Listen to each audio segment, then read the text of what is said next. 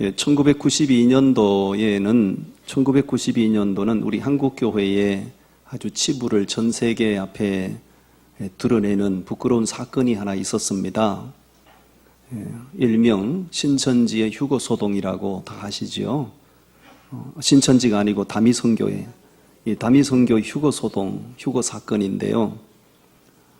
정확하게 말씀드리면 1992년도 10월 28일 그날 밤 자정에 예수님 재림하시면 자신들이 다 하늘로 들림을 받는다고.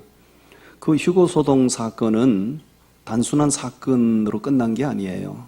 한국교회의 부끄러운 모습을 만천하에 다 드러낸 것이고, 그 휴거소동이, 그 사건이 있은 날로부터 한국교회 성장은 멈추기 시작했고, 한국교회 성장은 오히려 꺾이기 시작을 했어요.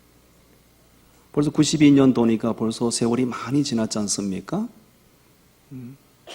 그래서 한국교회의 가장 활발하고 가장 왕성한 부흥은 1980년대, 1990년대 다미선교회 사건이 터지기까지, 그때까지가 한국교회가 가장 활발한 양적인 성장과 부흥을 경험했습니다. 그때는요, 주일학교 모든 상황을, 교회의 상황을 보면, 청장년 교인이 예를 들어 100명이면, 청소년들이나 유초등부나 유치부 아이들이 최하 150명, 200명씩이었어요. 그렇지, 기억나시죠? 주일학생들이 아주 바글바글 했다고요. 그런데 우리도 모르는 사이에 세월이 흘러간 사이에 그것이 이제는 정반대 현상이 지금 심각하게 드러나고 있죠. 그러니까 과거에 한국교회의 도형으로 말씀드리면 정삼각형 구도였죠. 어른 신자보다 청소년 차세대 신자들이 더 많았기 때문에 정삼각형 구도였어요. 지금은 이것이 반대 도형으로 바뀌었죠. 역삼각형 구도로 바뀌었죠. 청장년 교인이 100명이면 차세대 다음 세대는 60명, 50명 미만으로 다 떨어졌죠. 여러분, 정삼각형은 넘어지지 않습니다. 밑변이 넓기 때문에 넘어지지 않아요. 근데 역삼각형은 윗변이 넓기 때문에 반드시 넘어지게 돼 있어요. 이건 뭘 말하는가 하면 한국교회 절대 위기적인 상황을 맞이하고 있다는 것을 말해주는 거예요. 그만큼 20년, 30년이 지나는 사이에 한국교회는 그만큼 노령화가 됐다는 얘기입니다. 교회가 노령화됐다는 얘기는 역동성을 다 잃어버렸다는 얘기예요. 활발한 모습을 찾아볼 수 없다는 얘기입니다. 이런 현상을 우리가 인식하지 못하고 이런 현상을 우리가 극복하지 못한다면 앞으로 10년 후에, 20년 후에 한국교회의 모습은 오늘날 유럽에 가서 볼 수 있는 박물관 교회로 전락된 유럽 교회들의 모습을 한국교회도 그대로 재현되고 말 겁니다. 유럽을 가보시면 그 웅장하게 지어놨던 엄청난 예배당들이 다 구경하는 집이 돼 있고 박물관 교회로 전락이 돼 있지 않습니까? 예배하는 사람이 없잖아요. 이런 추세로 간다면 조만간에 한국교회도 유럽교회의 재현이 되고 말 것이라는 거지요. 이건 보통 심각한 현상이 아닙니다. 과거에 한국교회 기독교인 숫자를 1000만이다, 1200만이다고 우리가 늘 그렇게 외쳤습니다. 지금은 20년, 30년이 지나는 사이에 한국 기독교인 숫자가 800만 명, 700만 명으로 떨어졌어요. 이 감소 현상은 앞으로 막을 재간이 없어요. 앞으로 이런 추세로 간다면 10년 후에 우리 한국 기독교인 숫자는 400만 명 시대로 떨어지게 되는데, 그에 비해서 소리 소문 없이 우리 사회로 들어와서 정착하고 살아가는 무슬림 인구는 최하 100만에서 150만 명으로 늘어나게 되죠. 그렇게 되면 우리 한국 사회는 툴레이, 버스가 지나간 겁니다. 보통 심각한 현상이 아니죠. 4년 전에 법무부에서 발표한 우리나라의 무슬림 분포도를 사진을 한 장 준비했는데 한번 보시겠어요? 이게 4년 전에 법무부에서 나온 그래프인데요. 서울 경기권에 무슬림들이 제일 많이 정착해 있다는 얘기예요. 두 번째로 많은 데가 어디죠? 경남권이죠. 경남권이 무슬림들이 두 번째로 우리나라에 많이 정착하고 있어요. 이건 이미 4년 전에 나온 발표이기 때문에 4년 만에 또 엄청난 변화가 있지요. 10년 전에 우리나라에 합법적으로 거주하는 무슬림 인구가 2만 6천 명밖에 안 됐거든요. 지금은 35만 명을 넘어가고 있죠. 이런 그 가속도로 우리가 달려갈 때 10년 후에 우리나라 거주하는 무슬림 인구는 100만 명이 훨씬 더 넘어가게 돼 있어요. 어느 나라든지 어느 사회든지 무슬림 인구가 100만 명 이상 정착이 되면 그때부터는 통제 불능이 돼요. 수습 불가능한 거죠. 이슬람권에서는 공공연하게 외치고 공공연하게 발표하고 선포하고 있습니다. 2030년까지 대한민국을 동양의 메카로 만들겠다고요. 이것은 허공을 외치는 공언이 아니고요. 실현되고도 남을 만한 엄청난 구체적인 프로젝트예요. 과거 기독교 국가였던 유럽의 나라들이 지금은 다 이슬람 국가로 다 넘어갔죠. 영국이다, 프랑스다, 독일이다, 네덜란드다, 벨기에다 다 이슬람 국가로 다 넘어갔죠. 그들이 다 기독교 국가였어요. 지금 이슬람 국가로 다 넘어갔습니다. 우리 한국 사회도 유럽 국가들의 전철을 그대로 닮아가고 있는 것이죠. 우리 한국 교회가 전 세계에 파송하고 있는 선교사가 약 2만 8천 명 정도밖에 안 돼요. 그에 비해서 우리나라에 들어와 있는 무슬림 선교사가 3만 5천 명이 넘어가고 있어요. 35만 명 무슬림들이 들어와 있지만 그들 가운데는 철저하게 훈련을 받고 우리나라에서 근로자로 여러 가지 신분 위장해서 들어와 있는 무슬림 선교사가 3만 5천 명이 넘는다. 이제는 우리 한국교회가 넋을 놓고 지금 이대로 이런 모습으로 가서는 안 되고요. 한국교회가 새로운 인식을 해야 되고요. 새롭게 뭔가 분발하지 않으면 안 되는 거예요.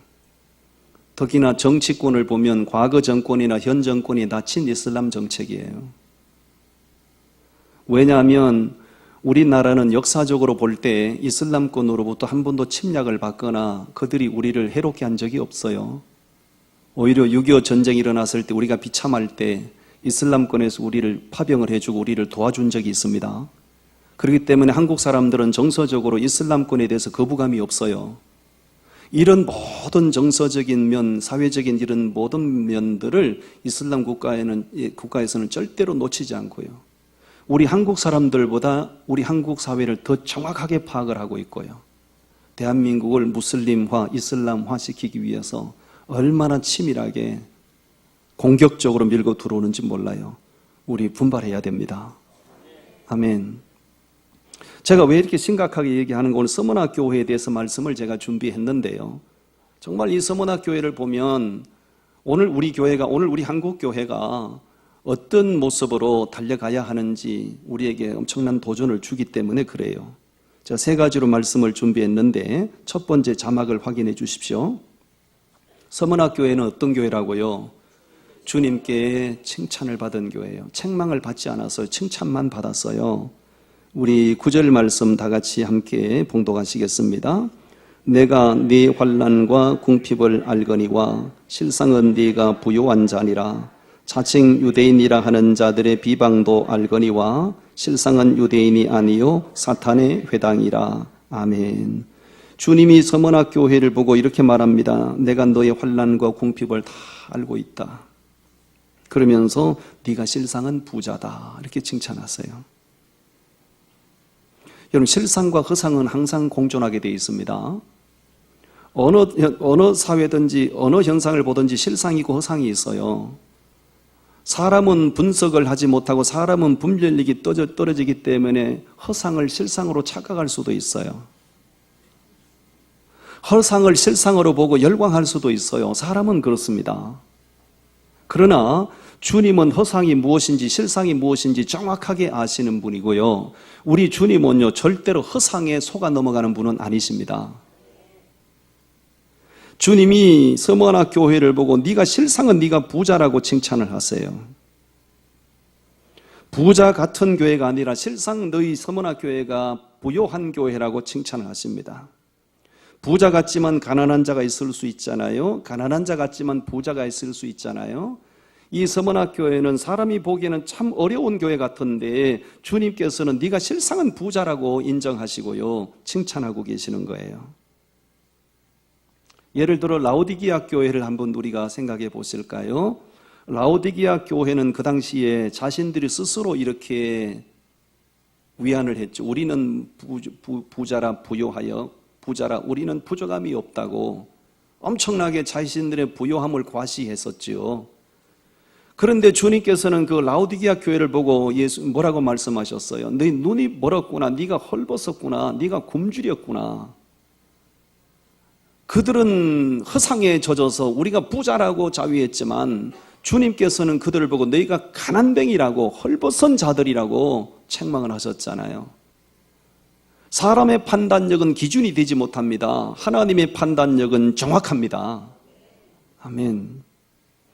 그러면 예수님께서 이 서머나 교회를 향하여 네가 실상은 부자라고 말씀하셨는데 무슨 기준으로 무엇을 보고 그렇게 부자라고 칭찬하셨을까요? 경제적인 수준일까요? 어떤 환경적인 그런 것을 기준으로 부자라고 말씀하신 것이 아니고 믿음이 부자다, 그 얘기입니다. 여러분, 사람이 아무리 많은 것을 배우고 많은 것을 소유해도 믿음이 없으면 하나님 보시기에는 헐벗은 자요, 하나님 보시기에는 가난한 자요. 가진 것이 별로 없어도 내 안에 믿음이 있으면 주님은 네가 실상은 부자라고 말씀하십니다. 그렇다고 해서 물질적인 부여를 우리가 부정하는 건 아닙니다. 예수 믿는 사람들은 하는 일이 좀 잘 되시고 또 수입도 많으시고 부자도 되셔야 됩니다. 아멘 안 하는 분들은 부자 되기 싫어서 그런 게 아니고 너무 집중하다 보니까 타이밍을 놓쳐서 아멘을 못 하신 거죠. 그렇지요? 부자 되기 싫은 사람이 어디 있어요? 저는 부자 되고 싶을까요? 부자 안 되고 싶을까요? 물어나 많아지요. 저도 돈이 좀 많으면 좋겠어요. 돈이 좀 많으면 훨씬 더 내가 하고 싶은 일이 많거든요. 부자 되고 싶지 않은 사람은 세상에 아무도 없겠지요. 그래서 예수 믿는 사람들은 경제적으로도 부유해지셔야 되고요, 무엇보다도 믿음이 부유하셔야 됩니다. 여러분, 믿음이 없으면 억만금을 가져도요, 남들이 부러워할 만큼 엄청난 재산을 가져도요, 믿음이 없으면요 하나님의 역사에 아무것도 하지 못해요. 변변찮아도요, 내 수준이 변변찮아도요, 믿음이 부요하면 그 부요한 믿음이 하나님의 역사에 동참하게 하고요, 하나님의 선한 역사를 행하게 하는 줄로 믿습니다. 믿음의 부자가 되셔야 돼요. 삼성그룹의 이건희 회장님이 세계 50대 재벌 중에 한 사람인 거 아시죠? 세계 50대 재벌에 들어가는 사람이에요. 그 사람이 예배당을 하나 세웠습니까? 선교사를 한 사람 보냈습니까? 그 사람이 복음 한마디 외쳤습니까? 50대 재벌인데 하나님의 나라를 위해서 아무것도 한 거 없잖아요. 돈이 없어서 못하는 것이 아니고요, 가진 것이 없어서 못하는 것이 아니고 믿음이 없으니까 하나님의 일을 못하는 거예요. 믿음 있는 사람이 하나님의 일을 할 수 있어요. 우리 옆 사람 격려합시다. 믿음의 부자 되시기 바랍니다. 믿음의 부자가 되셔야 됩니다. 믿음의 부자. 교회도 마찬가지예요. 교회도 믿음이 부자가 돼야 되고요, 하나님의 비전으로 풍성해야 돼요. 그래야 하나님의 선한 역사를 감당할 수가 있어요. 이 성경을 연구하시는 분들이 그러더라고요. 2000년 전에 예루살렘 교회는 교세가 작게 잡아서 10,000명이고 맥시멈 최대로 잡으면 20,000명이었대요. 아따, 여러분 놀랄 얘기해도 놀라지도 않으시네. 2000년 전에 예루살렘 교회가 교인 숫자를 적게 잡아서 10,000명, 많이 잡으면 최대 수칙 20,000명이었다고. 교회가 크고 교인이 많기 때문에 재정이 넘쳐났습니다. 그런데 그 예루살렘 교회가 선교사를 한 사람 파송했습니까? 하나님 기뻐하시는 일을 한 게 뭐 있습니까? 성경을 보시라고요. 예루살렘 교회가 아무것도 하나님 기쁘시게 한 일을 한 게 없어요. 그러나 이방 땅에 있는 아주 열악한 교회 안디옥 교회는 믿음이 부자고 하나님이 비전으로 충만하니까 그들이 최초로 선교사를 파송하지 않습니까? 하나님 기뻐하신 일을 마음껏 하지 않습니까? 그때부터 우리 주님께서는 예루살렘 교회에 대한 기대감을 저버리시고 안디옥 교회를 붙들고 마음껏 주님 원하는 일을 해 가시는 거지요. 여러분, 교회도 그렇고 사람도 그래요. 믿음이 부여하지 못하면 하나님 기뻐하시는 일을 할 수 없어요. 아무리 수천 명 아니라 수만 명, 그 예배당 안에 수만 명 교인들이 모여도요, 하나님의 비전이 없으면요, 하나님의 일을 못하는 거예요. 서머나 교회는 부유한 믿음으로 그 엄청난 불같은 박해를 다 이겨낼 수 있었죠. 뭘로 이겼다고요? 부유한 믿음으로 박해를 이기고 충만한 믿음으로 핍박을 견디고, 할렐루야, 아멘. 그래서 그 서머나 교회는 주님을 감동시키고 주님이 그 교회를 보시고 한마디 딱 하신 거지요. 실상은 네가 뭐다? 부자다. 아멘. 여러분, 칭찬받는 사람이 최고 행복한 사람이에요. 가정에서도 부모가 계속 칭찬을 하면 부모에게 칭찬받고 자란 아이는 자존감이 높아요. 옛날 어른들은 그렇게 칭찬에 인색했는지 몰라요. 옛날에 어른들은 칭찬에 너무 인색하시고 맨날 저주나 퍼부으시고 밥 비려다 죽 써먹으라고 그러고 혓바닥에 15발 빠져 죽을려면 그러고 호랑이한테 묵뜯게 죽일래미라고 그러고 아따 그렇게 악담을 퍼부으시고 그렇게 저주를 퍼부으시고 무언도 뭐 한이 많아가지고 그렇게 사랑하는 자식들을 이게 칭찬을 못하고 축원을 못하고 맨날 그렇게 악담을 퍼부으셨는지 몰라. 여러분, 저를 그렇게 불쌍한 눈으로 보지 마세요. 제가 그랬다는 게 아니고 우리 아버지 어머니는 안 그랬어요. 내가 많이 들었던 옛날 어른들은 그렇게 자식들을 칭찬하지 못하고 그렇게 저주를 퍼붓고 악담을 퍼붓고, 그러니까 옛날의 아이들은 상처가 많고 자존감이 떨어지면 사회성이 다 떨어지는 거 아니에요. 부모에게 칭찬받는 자녀가 행복한 것이고요, 선생님한테 칭찬받는 학생이 행복한 것이고요, 교회도 마찬가지 아니겠습니까? 교회도 주인은 주님이신데, 교회 머리는 주님이신데, 주님께서 우리 교회를 바라보실 때 실상은 네가 부자다고 하시면 우리 교회가 행복한 교회죠. 아멘. 우리 산창교회가 그런 서머나 교회 같은 그런 교회가 되려면 믿음이 부요하셔서 절대 믿음 흔들리지 마시고요, 어떤 고난과 핍박에도 믿음으로 이겨내셔야 됩니다. 아멘. 옆 사람 우리 격려합시다. 실상은 우리가 부자 되십시다. 할렐루야. 아멘. 실상은 부자가 되어야 됩니다. 헛상이 아니고 실상. 아멘. 두 번째 서머나 교회 자막을 확인하십시오. 서머나 교회 어떤 교회라고요? 사탄의 공격이 너무너무 집요했던 교회예요. 역시 9절 말씀인데 우리 9절을 다 같이 읽어보십시다. 시작. 내가 네 환난과 궁핍을 알거니와 실상은 네가 부요한 자니라. 자칭 유대인이라 하는 자들의 비방도 알거니와 실상은 유대인이 아니요 사탄의 회당이라.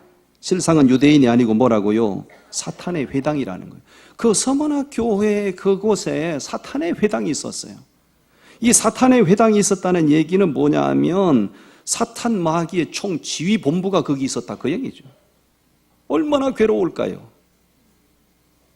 사탄이 교회를 흔들고 교회를, 성도들을 공격하는 이 사탄의 총 지휘 본부가 거기 있었다고요.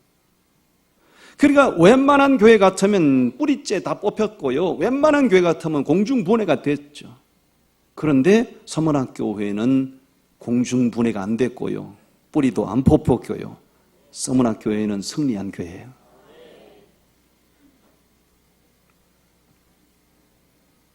교회를 대적하고 핍박하는 세력이 함께 있다는 것은요, 생각만 해도 진짜 소름 끼치는 일이고요, 교회를 흔들고 교회를 대적하는 사탄의 지휘본부가 함께 그곳에 있다는 것은요, 생각만 해도 소름 끼치는 일이고요, 몸서리 쳐지는 일이에요. 믿음이 없었더라면 다 낙심하고 뿔뿔이 다 흩어지고 말았을 거예요. 다행히도 그들은 부유한 믿음이 있어서, 믿음이 부유해서 그 사탄의 지배한 공격, 흔드는 작전들 다 이겨냈어요. 멋진 교회입니다. 할렐루야. 아멘. 사탄이 하는 일이 뭡니까? 사탄은 교회를 이롭게 하는 일을 안 해요. 계속 교회 흔들어요. 사탄은 하는 일이 뭡니까? 계속해서 교인들 흔들어요. 신앙이 뿌리째 흔들리고 뽑히게 만들어요. 이게 사탄이 하는 일이에요. 욥기서 1장에 보면요, 재밌는 표현이 기록되어 있어요. 어느 날 사탄이 하나님 앞에 찾아왔어요. 하나님이 물어요.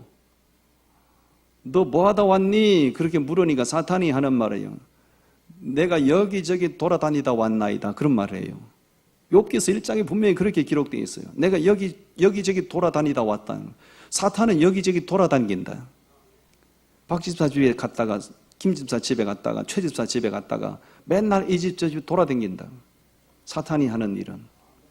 사탄이 여러분들 집에 와서 노크를 하거들랑 문을 열어주지 마소. 다른 집에 가보라고. 사탄은 돌아다니는 영이에요. 오늘 이 사람 건드리고 내일 저 사람 건드리고 툭툭 건드려요. 자꾸 툭툭 건드려요. 그 영적으로 어두워진 사람은 거기 걸려 넘어지는 거예요. 이게 사탄이 하는 일이 그래요. 초대교회 당시는 박해를 통해서 성도들을 넘어지게 하고 교회를 대적했어요. 믿음으로 박해를 이겼고요. 믿음으로 혹독한 고난을 다 이겨낸 겁니다. 그래서 서문학교회는 멋진 교회예요. 지금도 우리 사회에 똑같은 현상들을 우리는 목격을 하고 있어요. 제가 신천지 사진을 2장 준비를 했는데 한번 봐주시겠어요? 저 45인승 대형 버스입니다. 전자 앞뒤 좌우에다가 전체를 교회를 비방하는 랩핑을 했어요. 뭐라고요? CBS를 폐쇄하라. CBS 폐쇄하면 좋은가? CBS가 나를 힘들게 해가지고. 그리고 뭐 한기총을 갖다가 한국교회를 대표하는 한기총을 갖다가 막 거짓 집단이라고 뭐 이렇게 비방을 하고, 저 45인승 버스를 전체 앞뒤 좌우를 다 저런 식으로 랩핑을 해가지고 전국에 100대가 돌아다녀요. 100대가 그냥 돌아다니는 겁니다. 그냥 전국을 돌아다니는 겁니다. 보러, 세상 사람들이 보라고. 그러면 우리같이 믿음이 있는 사람, 분별력을 가진 사람들이야, 저 신천지가 뭔지를 아는 사람들은 그냥 저 인간들이 또 저런 짓을 하는갑다 이렇게 그냥 넘어가지만, 이제 막 전도받아가지고 교회에 나오기 시작한 사람, 신앙에 뿌리가 없는 사람들이 저런 걸 보면 흔들리지 않을까요? 그리고 교회에 대한 반감을 가진 사람들이 저런 대형 버스가 전국을 누비고 다니는 걸 볼 때 그냥 저렇게 쉽게 저런 사람들의 선동에 편성을 해가지고 교회를 함께 사잡아 비난하지 않을까요?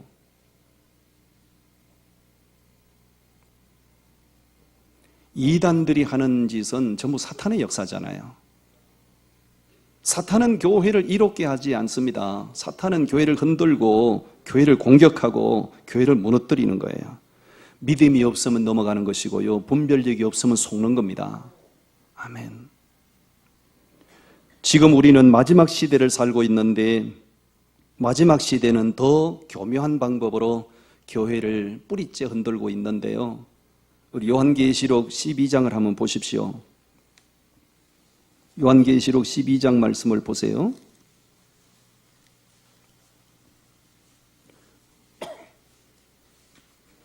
요한계시록 12장 15절 말씀을 우리 같이 봅니다. 15절 말씀 시작. 여자의 뒤에서 뱀이 그 입으로 물을 강같이 토하여 여자를 물에 떠내려가게 하려 하되. 아멘. 여자는 교회를 가리키는 것입니다. 뱀은 사탄 마귀를 가리키는 것입니다. 사탄 마귀가 여자의 뒤에서, 교회의 뒤에서 그 입으로 물을 어떻게 토하여? 물을 강물같이 토하여 여자를, 교회를 떠내려가게 하되. 여러분, 요한계시록은 종말론입니다. 마지막 시대에 사탄이 어떻게 교회를 공격하는가에 대해서 예언되어진 책입니다. 마지막 시대가 되면 사탄 마귀가 그 입으로 물을 강물같이 토하여, 여기 토한 사탄이 토하는 물은 사탄의 문화를 가리키는 것입니다. 사탄의 사상, 사탄의 문화를 강물같이 토하여 교회가 그 사탄의 문화에 스스로 침몰하게 만드는 것. 이게 마지막 시대의 교회를 흔들고 공격하는 사탄의 역사예요. 아이고, 생각만 해도 끔찍하죠. 타락한 사탄의 문화를 교회 속에 집어넣어, 교인들 의식 속에 집어넣어 스스로 교인들이 신앙이 무너지게 만들고 스스로 교회가 무너지게 만드는 것. 여러분, 오늘날 한국교회 안에, 오늘날 세계교회 안에 벌어지고 있는 이 기가 찰 일들이 한두 가지가 아니지 않습니까? 그 대표적인 일들이 뭡니까? 동성연애자도 목사가 될 수 있다는 거 아니에요. 동성연애자도. 그리고 인권이라는 것으로 포장을 해서 이 천진난만한 이 다음 세대들을 인권이란 말로 포장을 해서 사실상 이 청소년들, 성장하는 다음 세대 청소년들을 사실상 학교에서 이 동성연애를 합법화시키는 것, 제도권을 통해서 이 기가 찰 일이 벌어지고 있지 않습니까? 신앙이 없는 부모들, 심지어 교회 다니는 교인들조차도 그 학생 인권이래잖아. 학생 인권이래잖아. 학생들을 보호하는 거래잖아. 그러면서 거기 찬성하고 그러잖아요. 인권을 포장하고 있지만 그 속에 담겨있는 독소 조항들을 보셨냔 말이에요. 그 인권으로 위장하고 있는 그 속에 담겨있는 그 독소 조항들을 학생들을 정신을 다 병들게 하는 거 아니에요. 이게 사탄의 전략이잖아요.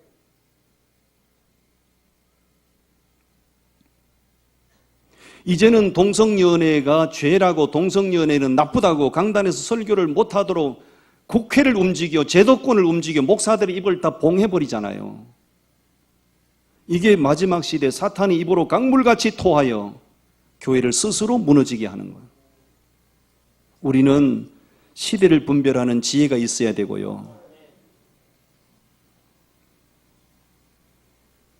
사탄의 공격이 얼마나 맹렬한지, 얼마나 집요한지 시대를 분별하는 지혜가 없으면 다 속아 넘어가고요. 다 신앙이 뿌리째 흔들립니다. 말씀으로 무장해야 되고 영적으로 더 깨어 있어야 됩니다. 하나님의 말씀은 캐논이란 말은 규격이다, 그 얘기입니다. 어떤 사람의 이론도 캐논이 아니에요. 오직 하나님의 말씀만 규격이고 규정이고 기준이에요. 아멘. 말씀으로 무장하지 않으면 이 시대의 조류에 우리도 나도 모르게 편성하여 속아 넘어갈 수 있다는 거 아니에요.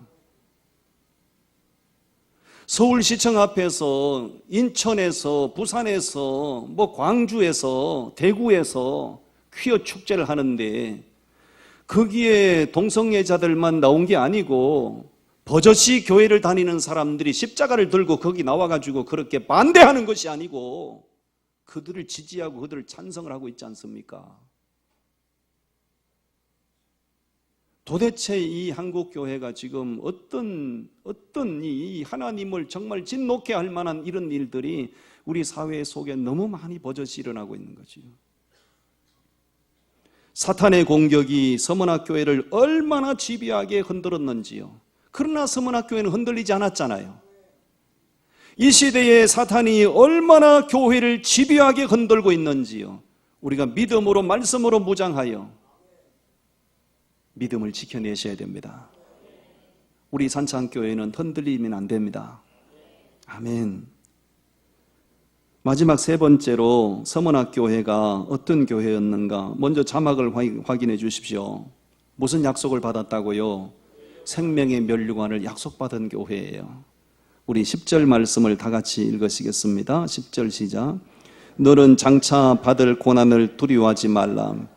볼지어다 마귀가 장차 너희 가운데에서 몇 사람을 오게 던져 시험을 받게 하리니 너희가 10일 동안 환난을 받으리라. 네가 죽도록 충성하라. 그리하면 내가 생명의 관을 네게 주리라. 아멘. 죽도록 충성하면 생명의 면류관을 주시겠대요. 죽도록 충성한다는 말씀의 의미가 뭘까요?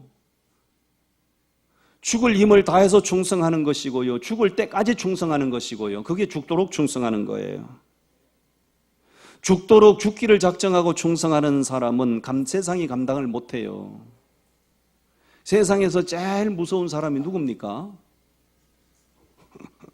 죽기 살기로 덤비는 놈은 못 당해요. 씨름 선수하고 헤비급 씨름 선수하고 청소년 싸우는데 청소년이 죽기 살기로 칼 들고 덤비면 씨름 선수가 도망갑니다.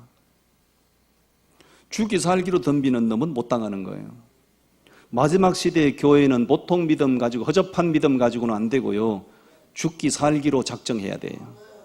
내가 믿음에 목숨을 걸겠다. 죽기로 작정하고 믿음을 지키겠다는 이런 결단이 있어야 돼요. 죽기를 작정하고 믿음을 지키는 사람은 세상이 감당을 못하지요. 여러분 잘 들으십시오. 지금 우리가 살고 있는 이 시대는 분명히 말세의 지말입니다. 마지막 시대를 우린 달려가고 있어요. 시시한 믿음 가지고는 안 돼요. 허접한 믿음 가지고는 안 돼요. 정신 똑바로 차리고 누가 뭐라 그런다고 휘둘리지 말고 어떤 현상이 일어난다고 해서 편성하지 말고 말씀으로 무장하고 아닌 것은 아닌 것이고 아멘. 정신 똑바로 차리고 믿음 생활해야 돼요. 천국에서 생명의 면류관을 받을 주인공은 죽기를 작정하고 난 죽어도 좋다. 그런 결단 가지고 믿음을 지켜내는 사람, 그 사람이 생명의 면류관을 받는 거예요. 서문학교회가 생명의 면류관을 약속받을 수 있었던 것은 그 죽기를 작정하고 믿음을 지키는 영적인 지도자가 있었기 때문에 그 영적인 지도자를 통해서 다 그 신앙의 영향이 흘러 교회가 그런 교회가 됐던 거죠. 서문학교회를 마지막까지 지도했던 목회자가 폴리캅 감독이잖아요. 폴리캅. 로마 제국에서 이 폴리캅 감독을 제거시키기 위해서 얼마나 혈안이 됐는지 몰라요. 이 사람의 지도력, 이 사람의 영향력이 너무 어마무시하기 때문에 저 폴리캅만 제거시켜버리면 서문학교회도 무너지고 모든 교회는 다 무너진다고 생각했던 거지요. 하도 그러니까 폴리캅 교부가 은신을 했습니다. 폴리캅 교부에 수제자 2명이 있었는데 이 수제자 2명이 나중에 체포가 됐어요. 폴리캅 교부의 은신처를 말해라. 쉽게 말하지 않았죠. 근데 너무 잔인하게 고문을 하니까 그 중에 한 사람이 실토를 해버렸어요. 폴리캅이 어디에 은신하고 있다. 로마 군대가 가서 폴리캅 교부를 체포를 했죠. 여러분들은 나중에 내 숨은 데 알려주지 마세요. 여러분이 죽고 나는 살아야 돼. 괜히 지금 조카한 겁니다. 좋은 분이 저 뒤에 3명이 계셔가지고 괜히 조카한 거예요. 은신처를 그냥 실토해버리니까 체포가 돼서 그때 폴리캅 교부가 나이가 84세. 얼마나 회유하고 얼마나 협박을 하고 얼마나 고문을 하고 예수 부인하라고요. 예수 부인하면 살려준다는 거지요. 끝까지 폴리캅 목사님이 예수님 부인 안 했어요.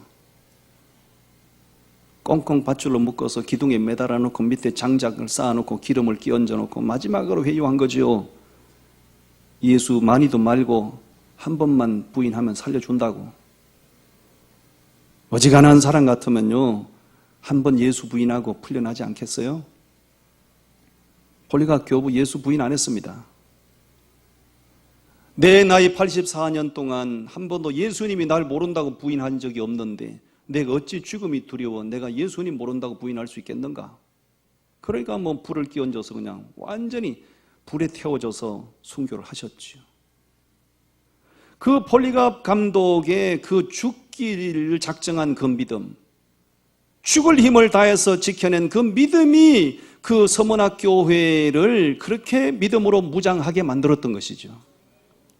이걸 보면 서문학교회를 보면 교회는 어떤 믿음의 지도자를 통해서 가르침을 받는가 어떤 지도자를 통해서 신앙의 멘토링을 받느냐가 그렇게 중요하다고. 아멘. 맨날 밥이나 돌아다니고 밥이나 퍼먹고 다니는 목사를 만나면 여러분들 맨날 밥이나 사야 돼. 맨날 헛소리하고 돌아다니는 목회자 만나면 여러분들 맨날 돌아다니면 헛소리나 한다고요. 이 바쁜 시대에 밥이나 먹고 돌아다니고 헛소리나 하고 돌아다녀도 되겠습니까, 여러분? 복음이 생명이고 복음이 능력인데 복음에 목숨을 걸어야지요. 복음에 미쳐버려야지요. 아멘. 여기 교회를 왜 세우셨냔 말이에요. 우리 교회를 통해서 우리도 구원받고 우리 교회를 통해서 또 다른 사람도 구원받아야 되고 우리 교회를 통해서 다른 민족도 살려내야 되고 그래서 우리를 구원해 주신 거잖아요. 섬 폴리갑 목사님이야말로 진짜 죽기를 작정하고 믿음 지켜낸 분이죠. 오늘 우리가 정말 작은 핍박에도 두려워하고 별것 아닌 고난에도 막 믿음이 뿌리째 흔들리는 경우들 있잖아요. 진짜 부끄러운 줄 아셔야 돼요. 뭐 별것 아닌 말 한마디 들었다고 상처받았다고 교회 안 나갈 거라고 그냥 폼 재는 사람들 진짜 부끄러운 줄 아셔야 돼요.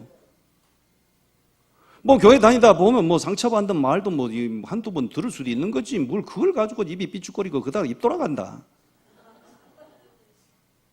뭘 그런 소리 한마디 들었다고 그냥 삐죽거리고 그냥 교회 안 나갈 거라고 뭐 그런 수준 이하의 신앙을 가지고 마지막 시대를 사느냔 말이에요. 그러면 그냥 너는 말해라. 나는 그냥 내 방식대로 살게. 그러고 그냥 니는 헛소리하고 돌아댕기라고 놔두란 말이에요. 맞아요, 안 맞아요? 뭐 아무것도 아닌 거 믿음으로 그냥 넘어갈 수도 있는 건데 그것 때문에 걸려서 못 넘어가는 사람들이 있어요. 옆 사람 보고 얘기합시다. 니 들으라고 한 소리 같다.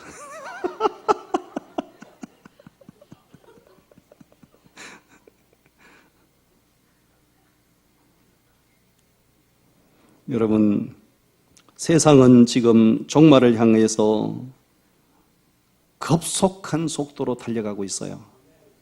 세월의 속도가 얼마나 초스피드로 달려가고 있는지 몰라요. 우리가 허둥댈 시간이 없어요. 낭비할 시간이 없어요. 우리 결론의 말씀 11절 말씀을 우리 읽으십시다. 11절 말씀 시작. 귀 있는 자는 성령이 교회들에게 하시는 말씀을 들을지어다. 이기는 자는 둘째 사망의 해를 받지 아니하리라. 아멘. 귀 있는 자는 성령이 교회들에게 하시는 말씀을 들을지어다. 누가 교회입니까? 내가 교회입니다. 여러분이 교회입니다. 할렐루야. 옆 사람 격려하세요. 당신이 교회입니다. 이 혼란한 이 마지막 시대를 우리가 믿음을 지키고 살아남을 수 있는 방법은 성령이 교회들에게, 성령이 나에게, 여러분에게 하시는 말씀에 귀를 기울여 들으셔야 돼요. 성령이 뭘 원하시는지, 우리가 어떤 모양으로 살기를 원하시는지 성령이 교회들에게 하시는 말씀을 들어야 돼요. 귀를 닫고 살면 안 돼요. 사람 소리는 다 듣지 못해도 성령이 하시는 말씀은 들어야 돼요. 그래야 내가 마지막 시대를 살아낼 수가 있어요. 우리 산창교회 그냥 그런 허접한 교회가 되기를 원치 않습니다. 서문학교회처럼 실상은 부자라는 칭찬을 받기를 바라고 막 죽기를 작정하고 믿음을 지켜내고 복음에 열광하는 그런 교회로 주님 오시는 날까지 달려가요. 할렐루야. 네, 기도하겠습니다. 하나님 감사합니다.